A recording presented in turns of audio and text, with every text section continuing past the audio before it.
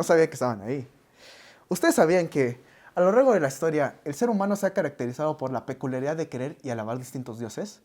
A raíz de la necesidad de darle una explicación a todos aquellos sucesos de la naturaleza que no lograba comprender, como consecuencia se crearon las religiones, como la cristiana, el judaísmo, la yoruba, entre muchas otras más. Pero el día de hoy nos adentraremos en esta última, la religión yoruba.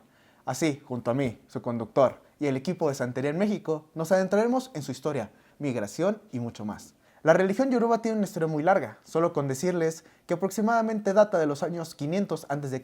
a 300 a.C.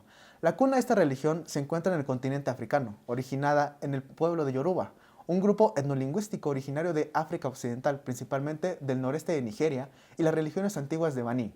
Los practicantes se comunican con los orishas mediante rezos, ofrendas, danzas y rituales para buscar guía, protección, salud, prosperidad y equilibrio espiritual. Cada orisha gobierna un aspecto de la vida y la naturaleza. Por ejemplo, Oshun está asociado con el amor y los ríos, mientras que Shango representa el fuego y el trueno. Los orishas también ayudan a las personas a comprender su destino a través de lecturas divinatorias, como el Dilogun, lectura de caracoles, o el oráculo de Ifá. Cada practicante tiene un orisha regente, o ángel de la guarda, que lo guía a lo largo de su vida. Este orisha es identificado a través de ceremonias iniciáticas.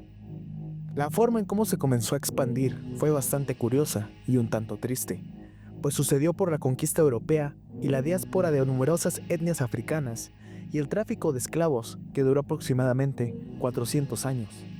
La esclavitud a la que fueron sometidos los africanos los llevó a distintas partes del mundo, en donde se les impusieron otras religiones diferentes a la suya. Pero a pesar de este hecho, los creyentes de la religión yoruba lograron difundir sus creencias, su cultura y su lengua, especialmente en Cuba y Brasil. Con esto, los yorubas hicieron que su religión tuviera un sincretismo con la católica. Como se los comenté, la forma en cómo llegó a nuestro continente fue por medio de los barcos de esclavos, sembrando sus raíces en Cuba, República Dominicana, Brasil, Venezuela y Colombia, principalmente en el siglo XIV. Pero tuvo un mayor país que en su mayoría es católico, pero la práctica de santería y otras religiones que vienen de África están fuertemente arraigadas. En el siglo XIX, numerosas modalidades de cultos africanos se desarrollaban bajo la forma de asociaciones que tomaban algún santo o virgen por patrono, llamadas cabildos, la cual era una institución hispánica que existía desde el siglo XIV y que a los inmigrantes extranjeros les reconocía el derecho a organizarse. Esto con el objetivo declarado de las autoridades coloniales era crear una visión entre los africanos, fueran libres o esclavos de distintos orígenes o naciones, para evitar así una sublevación abolicionista masiva. En realidad, dentro de estas instituciones circularon personas de procedencias y colores muy diversos, criollos nacidos en Cuba, y aunque de manera más escasa, gente de origen europeo. Después de la abolición tardía de la esclavitud y de la independencia en 1886 y 1898, respectivamente, los cabildos fueron desmantelados y transformados en sociedades de recreo y socorro.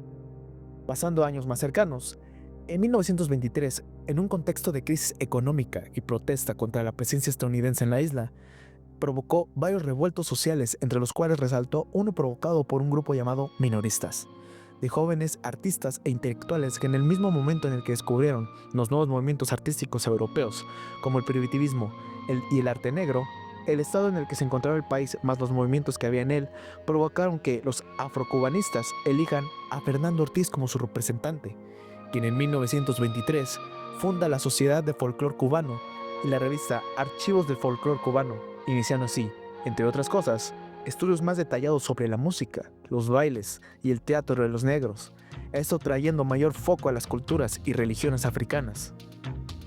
En la década de 1930, el debate entre investigadores introdujo una distinción entre brujería y santería. La santería se convierte en la práctica específica de los descendientes de esclavos yorubas, o lokumi, como los llaman en Cuba, y se la considera más bella, noble, sabia y tradicional que las demás prácticas religiosas de origen africano, sobre todo con respecto al palomonte, supuestamente más sincrético, aunque de origen bantú y asociado a una imagen de África totalmente rechazada, considerada como sucia, apestosa, salvaje y atrasada.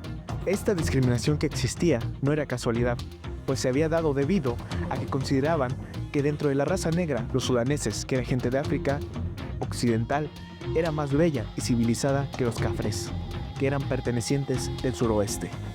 Para los años de 1940 y 1950, estas religiones ya se encontraban muy arraigadas en Cuba. Junto a esto comenzó un cambio cuando el telón de fondo de la rivalidad religiosa se transformó. El criterio de autenticidad africana se impuso como elemento protagónico. A esta rivalidad llegaría una revolución, el comienzo de esta. Mientras el gobierno entraba en crisis abierta con el clero católico, se desarrollaron muchas investigaciones, oficiales o no, sobre las religiones de origen africano y el espiritismo.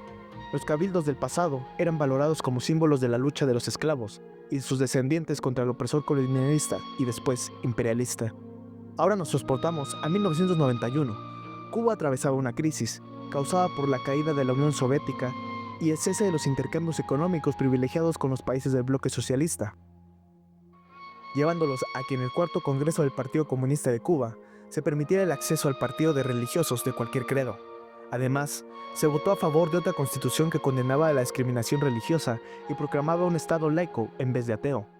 Y llegamos hasta 1976, momento en donde se votó a favor de una nueva constitución que estipulaba que cada ciudadano era libre de profesar y practicar sus creencias religiosas, siempre que respetara las leyes, el orden público, la salud de los ciudadanos y las normas de la moral socialista, causando que la población interpretara que tenían derecho a profesar su religión sin tener que esconderse. En pocos días, las calles de La Habana se llenaron de personas vestidas de blanco, con collares de cuentas de colores, saludándose con brazos cruzados y diciendo H.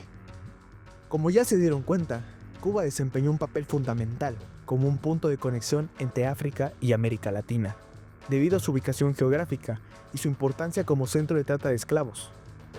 Durante siglos, Cuba fue un punto de paso y destino para muchos esclavos africanos que, a su vez, trajeron consigo sus creencias y prácticas religiosas. Aunque Cuba tuvo la mayor importancia en cuanto al desarrollo de la religión yoruba, no fue el único país americano donde se desarrolló dicha religión. Otro país que tiene gran presencia de la santería es México, y dicha religión llegó principalmente a través de la costa del Golfo de México, en especial los estados de Veracruz y Tabasco. La cercanía de Veracruz con Cuba facilitó este proceso de transmisión y también hubo cierto grado de migración de esclavos afrodescendientes desde Cuba hacia estos estados mexicanos. Al llegar a México, la religión yoruba se integró con las creencias y prácticas locales, especialmente en las comunidades afrodescendientes. Además, los elementos católicos que habían sido parte del secretismo en Cuba continuaron influyendo en la manera en que se practicaba la religión en México. Por ejemplo, se siguió utilizando la identificación de los orishas con los santos católicos, y los rituales de sanación, música, danza y la invocación de espíritus a través de los tambores siguieron siendo una parte fundamental de la práctica religiosa. Pasó mucho tiempo para que la religión yoruba se segmentara en la sociedad mexicana, pero en la actualidad ya está pasando. Cada vez más es común encontrar gente en la calle que cargue con los collares de colores, gente vestida completamente de blanco, o ver que suben imágenes alusivas a dicha religión en sus redes sociales. Pero ¿realmente la sociedad ha aceptado la religión? ¿Y cómo es que las personas se han empezado a adentrar a esta religión? Vamos con nuestra entrevista. Bueno, ya cambiando un poco de tema, después de como que tu experiencia en la santería, me gustaría saber cuál es tu opinión sobre el ambiente en la santería, o sea, cómo son las personas con las que convives, que también son santeros. Okey, pues, como creo que todos, como todo el ser humano, creo que entre santeros pues, también hay muchas, pues sí, como que esta parte de decir, pues, yo soy más, yo soy menos, o sea, esas desigualdades entre los santeros.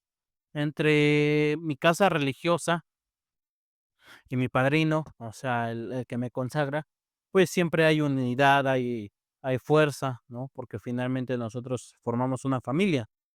Entonces, no, la verdad, pues la convivencia con mi padrino es buena, Muy tranquilo. sí.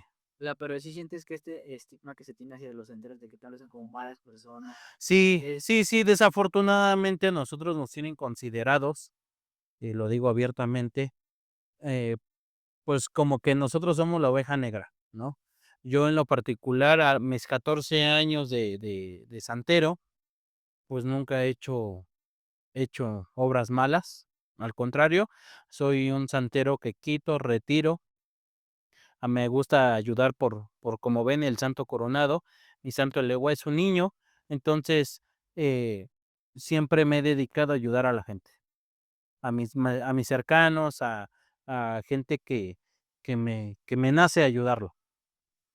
Y la verdad pues, hay santeros que a lo mejor se pueden dedicar, pero yo en lo particular hablo de mi persona, no ejerzo algo malo negro, no, no.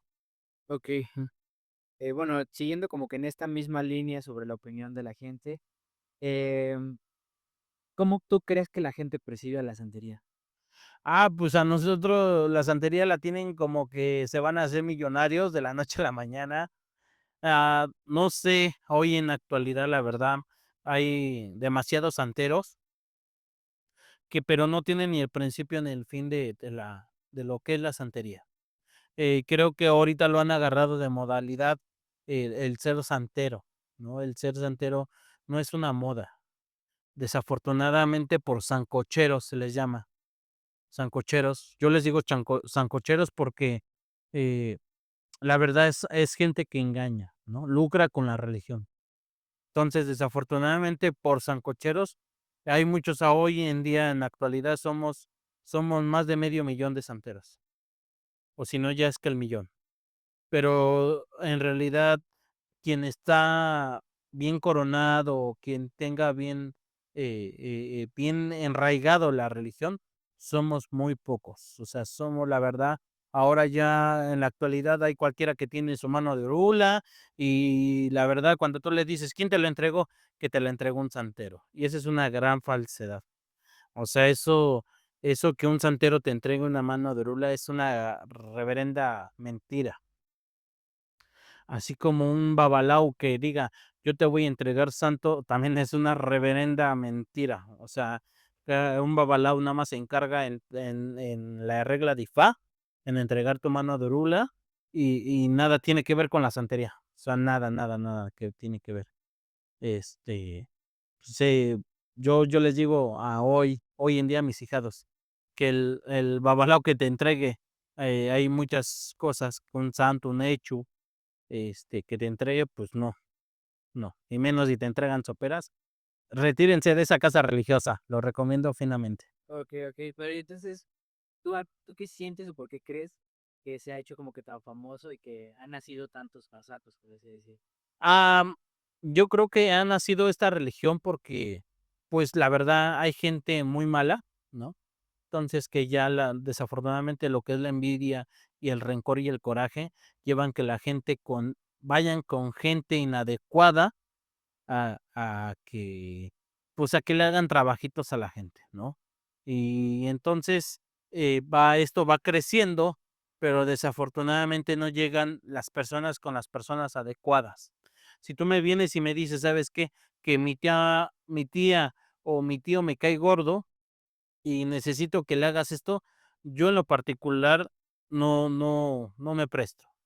¿Sabes qué? Mejor límpiate, y haz las cosas bien, ¿no? Lleva todo por lo sano, porque eso de que hagas yo soy de la idea, y siempre mi padrino me lo ha inculcado, que lo que hagamos, todo se nos regresa. Entonces, yo en lo particular creo que es una de las partes que es por eso que la religión ha crecido tanto, pero ha crecido por los sancocheros, por los farsantes, porque, pues, no han procesado esto en realidad.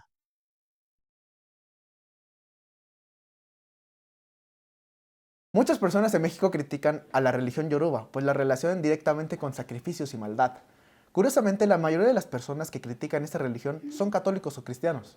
Lo peculiar es que la religión yoruba tiene muchas deidades equivalentes a la religión católica, debido al sincretismo.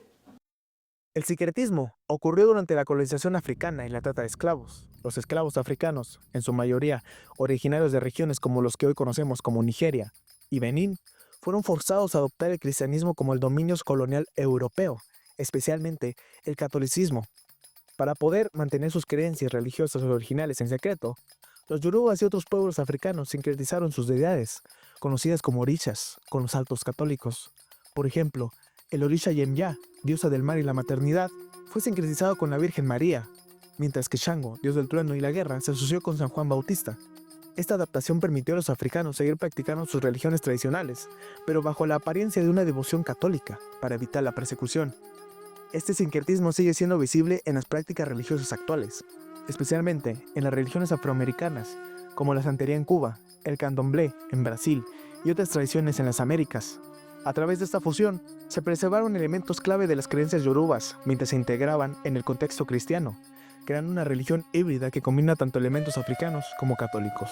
México es un país en donde la mayoría de la población es cristiano-católica, pero poco a poco su gente comienza a adentrarse e informarse respecto a otras religiones, ya sea por necesidad o curiosidad. Aunque existen muchos obstáculos para que estas religiones tengan más miembros, como lo es la necesidad económica, el estigma y charlatanes que solo van detrás del dinero de la gente, tal vez en un futuro, en cómo la mayoría de la sociedad persigue la santería cambie, la respeten y la acepten. Pero eso es algo que solo el tiempo dirá. Yo fui su conductor del equipo Santería en México, gracias por acompañarnos y hasta la próxima.